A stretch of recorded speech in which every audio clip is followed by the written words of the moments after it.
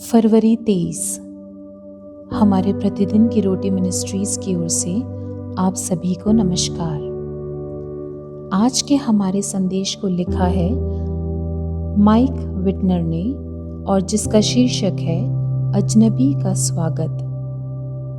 आज के मनन का विषय है इफिसियों की पत्री 2 अध्याय 11 से लेके 22 आयत तक। इस कारण स्मरण करो कि तुम जो शारीरिक रीति से अन्य जाति हो और जो लोग शरीर में हाथ के किए हुए खतने से खतना वाले कहलाते हैं, वे तुमको खतना रहित कहते हैं। तुम लोग उस समय मसीह से अलग और इज़राइल की प्रजा के पद से अलग किए हुए और प्रतिज्ञा की वाचाओं के भागी न थे और आशाहीन और जगत में ईश्वर रहित थे। पर अब मसीह यीशु में तुम जो पहले दूर थे, मसीह के लहू के द्वारा निकट हो गए हो, क्योंकि वही हमारा मेल है जिसने दोनों को एक कर लिया और अलग करने वाली दीवार को जो बीच में थी ढा दिया और अपने शरीर में बैर अर्थात वो व्यवस्था जिसकी आज्ञाएं विधियों की रीति पर थी मिटा दिया, कि दोनों से अपने में एक नया मनुष्य उत्पन्न करके मेल करा दे और क्रूस पर बैर को नाश करके इसके द्वारा दोनों को एक देह बनाकर परमेश्वर से मिलाए। उसने आकर तुम्हें जो दूर थे और उन्हें जो निकट थे, दोनों को मेल मिलाप का सुसमाचार सुनाया, क्योंकि उसी के द्वारा हम दोनों की एक आत्मा में पिता के पास पहुंच होती है।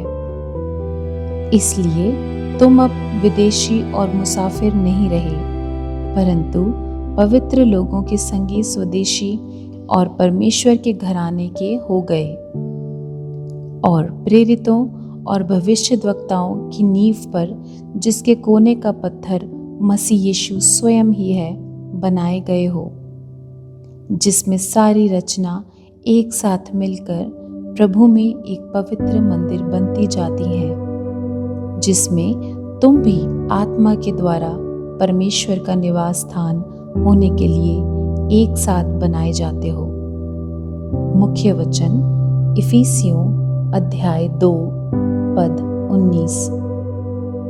तुम अब विदेशी और मुसाफिर नहीं रहे, परंतु पवित्र लोगों के संगी स्वदेशी और परमेश्वर के घराने के हो गए।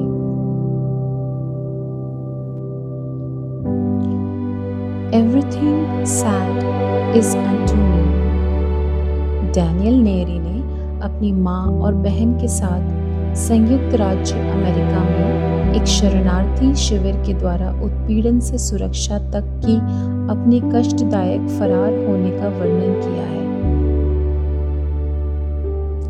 एक बुजुर्ग दंपति उनके आर्थिक संरक्षक बनने के लिए सहमत हो गए, हालांकि वे उन्हें नहीं जानते थे। वर्षों बाद भी डैनियल अभी भी इससे उबर नहीं पाया है। वे लिखते हैं, क्या आप इस पर विश्वास करते हैं? पूरी तरह से दृष्टिहीन होकर उन्होंने ऐसा किया। वे हमसे कभी मिले भी नहीं और अगर हम ईमानदार नहीं निकले तो उन्हें इसकी कीमत चुकानी पड़ती। वो तो लगभग उतना ही बहादुर, दयालु और लापरवाह है जितना मैंने कभी किसी व्यक्ति के बारे में सोच सकता हूँ। फिर भी उनसे चाहता हूँ कि हम दूसरों के प्रति उस स्तर की चिंता रखें। उन्होंने इज़राइल से कहा कि वो विदेशियों के प्रति दयालु रहे। उसने अपने ही समान प्रेम रखना, क्योंकि तुम भी मिस्र देश में परदेशी थे। वो यीशु में विश्वास करने वाले गैर यहूदी विश्वासियों को याद दिलाता है, अर्थात हम में से कई लोग, कि एक बार हम मसीह से अलग थे, प्रतिज्ञा की वाचाओं के भागी न थे और आशाहीन और जगत में परमेश्वर रहित थे।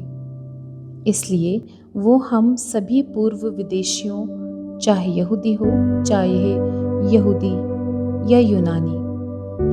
उनको आदेश देता है कि हम अतिथि सत्कार करना ना भूलें।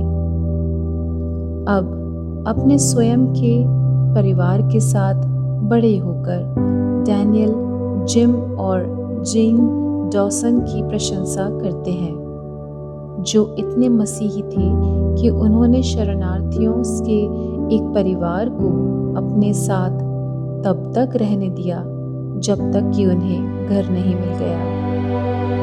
परमेश्वर अजनबी का स्वागत करता है और हमसे भी उसका ज्ञान, उसका स्वागत वो करने का आग्रह करता है। आपके संसार में बाहरी व्यक्ति कौन है? आप कैसे उन तक पहुंच सकते हैं और अपने स्थान पर उनका स्वागत कर सकते हैं? हे यीशु, मुझे वो अजनबी दिखाइए जो आप चाहते हैं कि मैं उससे प्रेम करूं। आमीन।